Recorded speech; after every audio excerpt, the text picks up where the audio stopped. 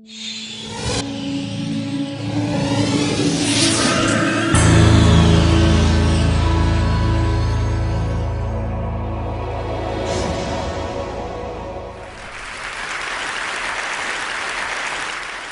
was basically concerned about what was going on in the world. I couldn't understand the starvation, the destruction, the killing of innocent people. I mean, making sense of those things is a very difficult thing to do. And when I was 12, I became an actor. I was bottom of the class. I haven't got any qualifications. I was told I was dyslexic. In fact, I have got a qualification. I got a D in pottery, was the one thing that I did get, which was useful, obviously. And so concerned is where all of this comes from. And then, being an actor, I was doing these different kinds of things, and I felt the content of the work that I was involved in really wasn't cutting it, that there surely had to be more. And at that point, I read a book by Frank Barnaby, this wonderful nuclear physicist, and he said that media had a responsibility, that all sectors of society had a responsibility to try and progress things and move things forward. And that fascinated me, because I've been messing around with the camera for most of my life, and then I thought, well, maybe I can do something. Maybe I can become a filmmaker. Maybe I can use the form of film constructively to in some way make a difference. Maybe there's a little change I can get involved in. So I started thinking about peace, and I was obviously, as I said to you, very much moved by these images, trying to make sense of that. Could I go and speak to older and wiser people who would tell me how they've made sense of the things that are going on? Because it's obviously incredibly frightening. But I realized that, having been messing around with structure as an actor, that a series of sound bites in itself wasn't enough, that there needed to be a mountain to climb, there needed to be a journey that I had to take, and if I took that journey, no matter whether it failed or succeeded, would be completely irrelevant. The point was that I would have something to hook the questions of, is humankind fundamentally evil? Is the destruction of the world inevitable? Should I have children? Is that a responsible thing to do, etc., etc.? So I was thinking about peace, and then I was thinking, well, where's the starting point for peace? And that was when I had the idea. There was no starting point for peace. There was no day of global unity. There was no day of intercultural cooperation. There was no day when humanity came together, separate all of those things, and just shared it together, that we're in this together. And that if we united and we interculturally cooperated, then that might be the key to humanity's survival. That might shift the level of consciousness around the fundamental issues that humanity faces if we did it just for a day. So obviously, we didn't have any money. I was living in my mum's place, and we started writing letters to everybody. I mean, you very quickly work out, what is it that you've got to do, to kind of, fathom that out. I mean, how do you create a day voted by every single head of state in the world to create the first ever ceasefire non-violence day, the 21st of September? And I wanted it to be the 21st September because it was my granddad's favorite number. He was a prisoner of war. He saw the bomb go off at Nagasaki. It poisoned his blood. He died when I was 11. But he was like my hero. And the reason why 21 was the number is 700 men left. 23 came back, 2 died on the boat, and 21 hit the ground. And that's why we wanted it to be the 21st of September as the Day of Peace. So we began this journey, and we launched it in 1999, and we wrote to heads of state, their ambassadors, Nobel Peace Laureates, NGOs, faiths, various organizations, literally wrote to everybody. And very quickly, some letters started coming back. And we started to, sort of build this case. And I remember the first letter. One of the first letters was from the Dalai Lama, and of course, we didn't have the money. We were playing guitars and getting the money for the stamps that we were sending out all of these emails. And a letter came through for the Dalai Lama saying, this is an amazing thing, come and see me. I'd love to talk to you about the first ever Day of Peace. And we didn't have the money for the flight. I rang Sir Bob Ayling, who was CEO of BA at the time, and said, mate, we've got this, invitation, could you give me a flight? Because we're going to go and see him. And of course, we went and saw him, and it was amazing. And then Dr. Oscar Arias came forward. And actually, let me go back to that slide, because when we launched it in 1999, this idea to create the first ever Day of Ceasefire and non-violence, we invited thousands of people, well, not thousands, but hundreds of people, lots of people, all the press, because we were going to try and create the first ever World Peace Day, a peace day. And we invited everybody, and no press showed up. I mean, there were 114 people there. They were mostly my friends and family. And that was kind of like the launch of this thing. But it didn't matter, because we were documenting, and that was the thing. It's a win. For me, it was really about the process. It wasn't about the end result. And that's the beautiful thing about the camera. They used to say the pen is mightier than the sword. I think the camera summer is, and just staying in the moment with it was a beautiful thing and really empowering, actually.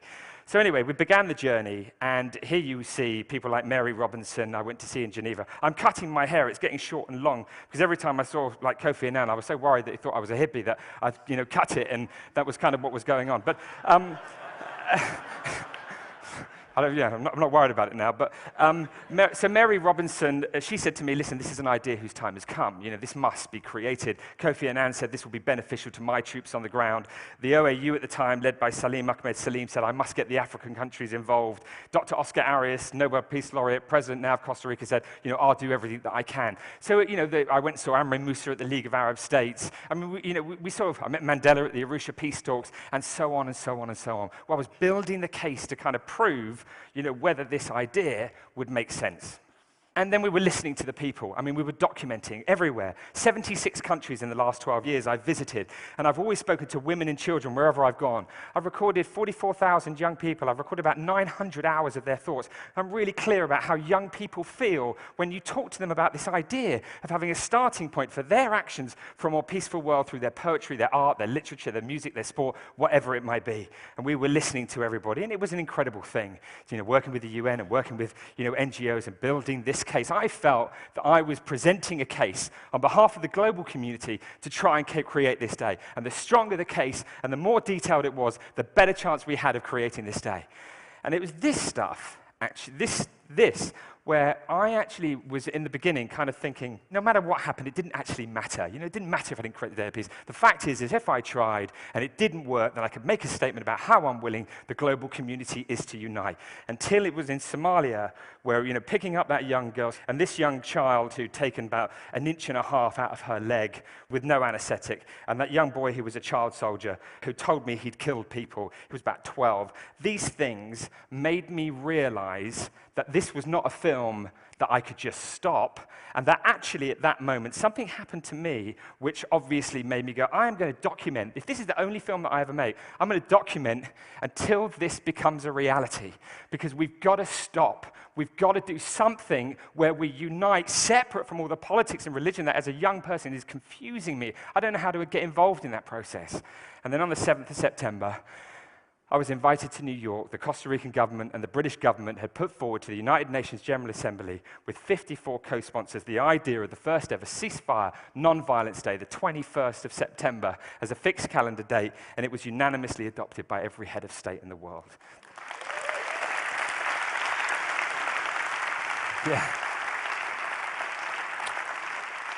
Yeah, the hundreds of individuals obviously made that a reality, and thank you to all of them. I mean, that was an incredible moment. I was at the top of the General Assembly just looking down into it and seeing it happen. And as I mentioned when it started, we were at the Globe and there was no press. And now I was thinking, well, the press is really going to hear this story. And suddenly we'll start to institutionalize this day. And Kofi Annan invited me on the morning of the September the 11th to do a press conference.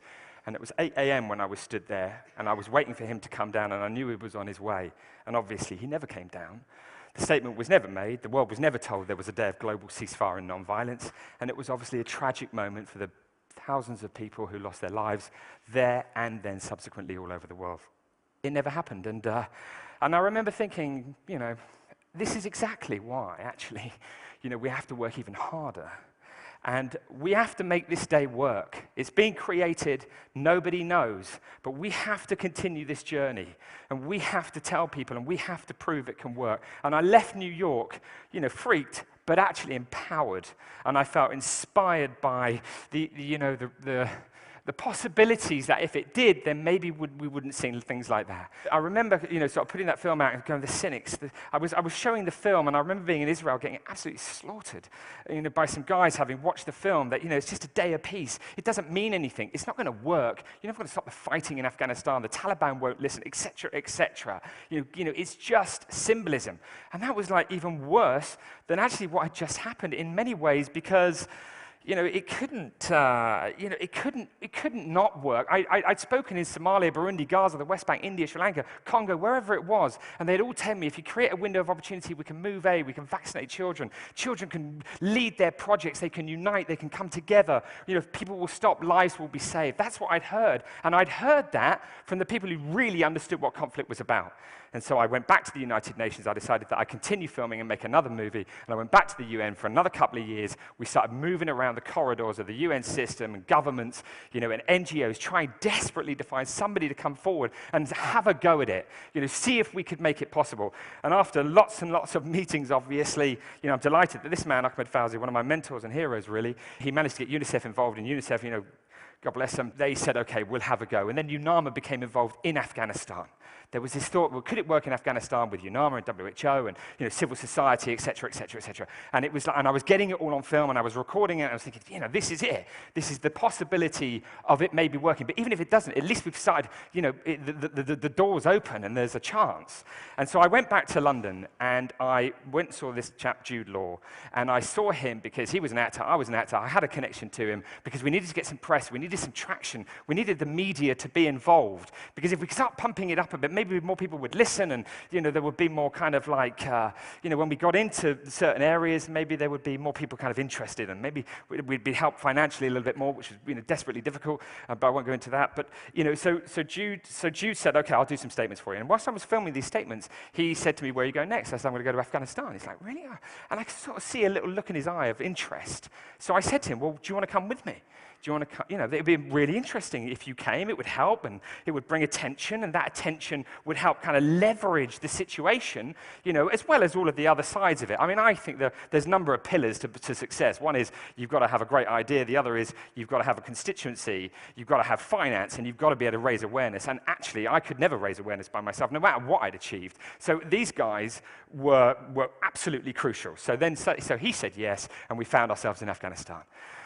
It was a really, incredible thing that when we landed there, I was talking with various people, and they were saying to me, you've got to get everybody involved here. You can't just expect it to work. You have to get out and work. And we did. And we traveled around, and we spoke to elders, we spoke to doctors, we spoke to nurses, we held press conferences, we went out with soldiers, we sat down with ISAF, we sat down with NATO, we spoke down with the UK government. I mean, we basically sat down with everybody, in and out of schools, with ministers of education, holding these press conferences, which of course now was loaded with press. Everybody was there. There was an interest in what was going on. This amazing woman, Fatima Galani, was absolutely instrumental in what went on. She was a spokesperson for the resistance against the Russians, and her Afghan network was just absolutely everywhere, and she was really crucial in getting the message in.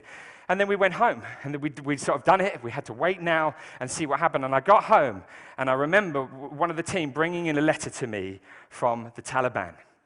And that letter basically said, we'll observe this day.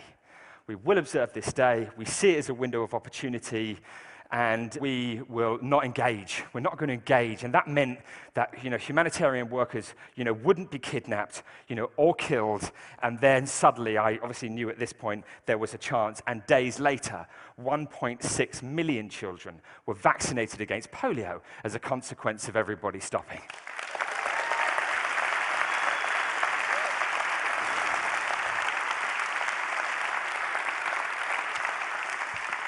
And, like the General Assembly, obviously the most wonderful, wonderful moment. And so when we wrapped the film up and put it together, because we had to go back, and we put it into Dari and Pashto, we put it into the local dialects, we went back to Afghanistan because the next year was coming, and we wanted to support, but more importantly, we wanted to go back, because these people in Afghanistan were the heroes.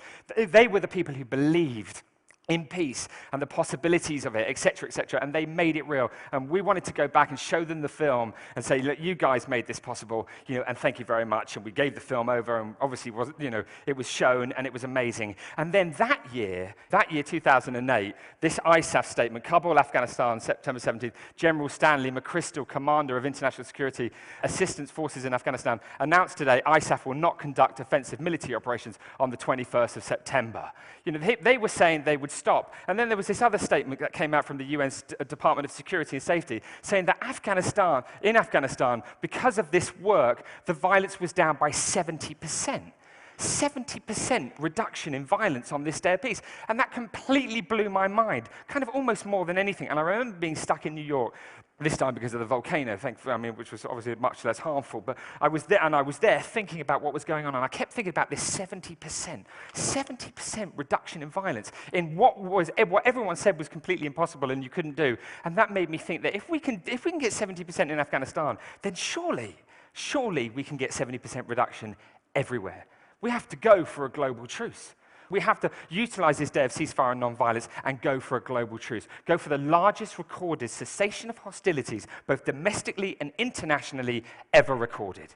It's exactly what we must do. And on the 21st of September this year, we're going to launch that campaign at the O2 Arena to go for that process, to try and create the largest recorded cessation of hostilities. And we will utilize all kinds of things, kind of dance and social media and visiting, come to Facebook and visit the website and sign the petition, and it's in the 6 official languages of the United Nations. And we'll globally network with government, intergovernment, non-government, education, unions, sports. And you can see the education box there. We've got resources at the moment in 174 countries, trying to get young people to be the driving force behind the vision of that global truce. And obviously, the life-saving is increased, the concerts help, linking up with the Olympics. I went and saw Seb Coe. I said London 2012 is about truce. Ultimately, that's what it's about. Why don't we all team up? Why don't we bring truce to life? Why don't you support the process of the largest ever global truce? We'll make a new film about this process. We'll utilize sport and football. On the Day of Peace, there's thousands of football matches, all played from the favelas of Brazil to wherever it might be. So utilizing all of these ways to inspire,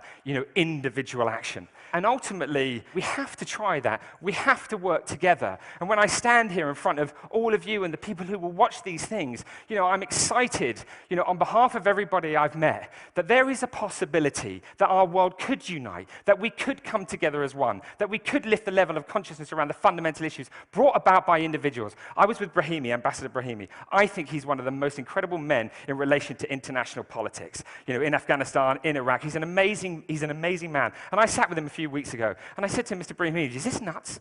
I mean, going for a global truce, is this possible? Is it really possible that we could do this? He said, it's absolutely possible. I said, what would you do? Would you go to governments and lobby and use the UN system? He said, no, I talk to the individuals. It's all about the individuals. It's all about you and me. It's all about partnerships. It's about your constituencies. It's about your businesses. Because together, by working together, I seriously think we can start to change things. And there's a wonderful man sitting in this audience, and I don't know where he is, who said to me a few days ago, he said, Jeremy, because I did a little rehearsal, and he said, I've been thinking about this day, and I've been imagining it as a square with 365 squares, and one of them's white. And it then made me think about a glass of water which is clear. If you put one drop of something in that water, it'll change it forever. By working together, we can create peace one day. Thank you, Ted. Thank you. Thank you, thank you.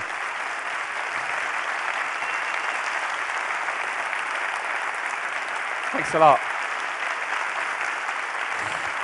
Thank you very much. Thank you.